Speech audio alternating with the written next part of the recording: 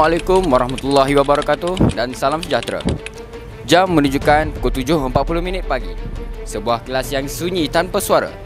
Namun di sebalik sepi itu, ada satu semangat yang tidak pernah padam. Kami siasat, siapakah insan yang masih setia? Meski dihimpit cabaran zaman, namun tetap tabah mencorak masa hadapan. Saya Muhammad Hasif bin Muhammad Fauzi dari TV PSS SMK Tinggi Kajang dan anda sedang menonton 999 edisi khas guru Wira Tak Didendang.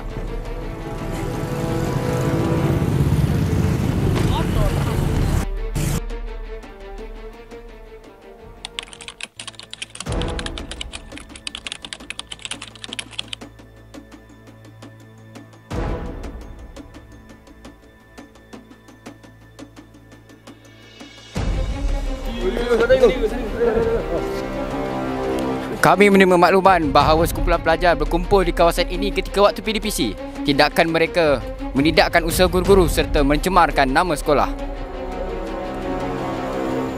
Hoi! Hoi, jangan buat apa kat sini! Arek, kejar, arek, kejar!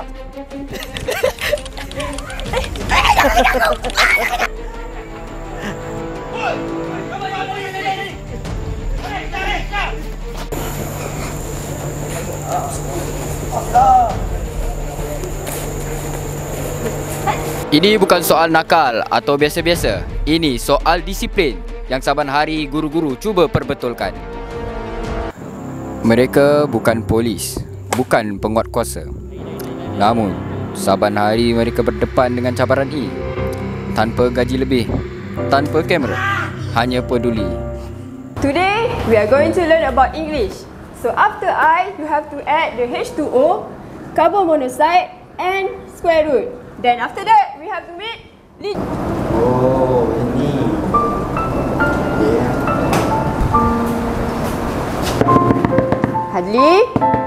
Hadli, wake up.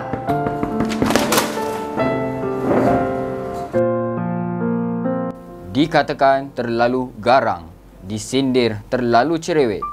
Namun, apabila kejayaan dikecapi, nama yang pertama akan disebut cikgu.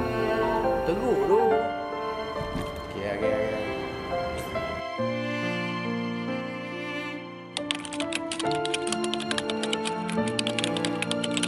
Di balik senyuman dan ketegasan, ada pengorbanan yang tidak tercatat. Waktu rehat yang dikorbankan, emosi yang ditekan, hanya kerana satu harapan, untuk melihat anak muridnya berjaya. Mereka bukan sekadar mengajar, mereka membentuk insan. Setiap teguran, setiap nasihat adalah tanda kasih yang tidak terucap. Merekalah barisan harapan sebenar, tanpa jersey, tanpa gaji yang besar, tetapi semangat yang tidak pernah padam. Saya mungkin tak pernah ucap terima kasih, tapi di setiap kejayaan saya, ada cikgu di sisi saya yang memberikan semangat.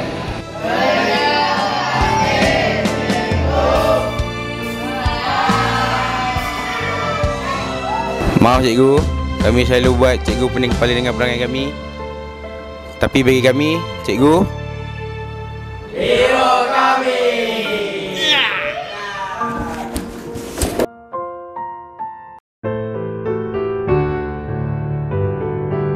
Mereka tidak pernah meminta balasan, tidak menuntut penghargaan, cukup sekadar melihat kejayaan anak didik mereka.